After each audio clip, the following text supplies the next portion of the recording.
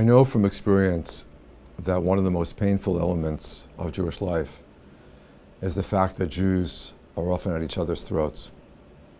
When Steve Cohen and I did a survey of American Jews that resulted in a study called The Jew Within, people told us time after time the thing they most dislike about Judaism is being told by other Jews that they're not a good Jew. That unless you're a Jew the way someone else is a Jew, you're not a good Jew and you're doing it wrong. That's really hurtful. So all of us, I think, have the task, it's not easy, let's not pretend it's easy, of figuring out how to, on the one hand, care so deeply about something as we care about Judaism, as we care about conservative Judaism, and on the other hand, being open to listen to people who do Judaism differently, who understand it differently, and to think differently about Torah to the point where they won't count our Judaism as Judaism and may not count the Jews whom we convert to Judaism as real Jews. It hurts, and yet the future of our tradition, our community, depends on Jews reaching out beyond their own borders and making common cause with Jews who are different than themselves. This is crucial. There's another thing that's crucial in our generation, perhaps more than ever before, because the opportunities of cooperating with non-Jews are greater than ever before. We all have the experience of non-Jewish coworkers. Most of us in America have friends who are not Jewish.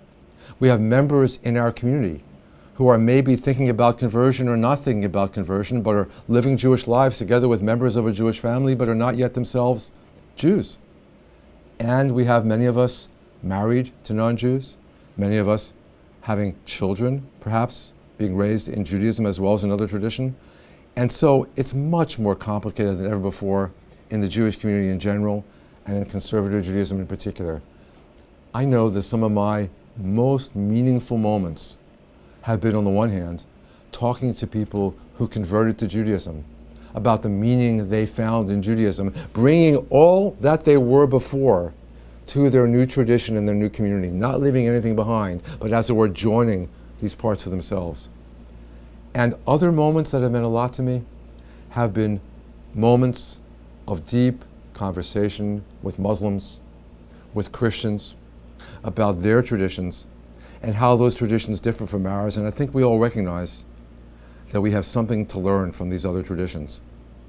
So to be a Jew has always been a combination, a balance of what we call universalism, being part of the larger world, reaching out to the larger world, saying our distinctive truth to the larger world, a combination of that universalism and what we've called particularism, being what we distinctively are, different from others. I don't think anyone should pretend that that balance is easy to find. We often err by going too far on one side or the other.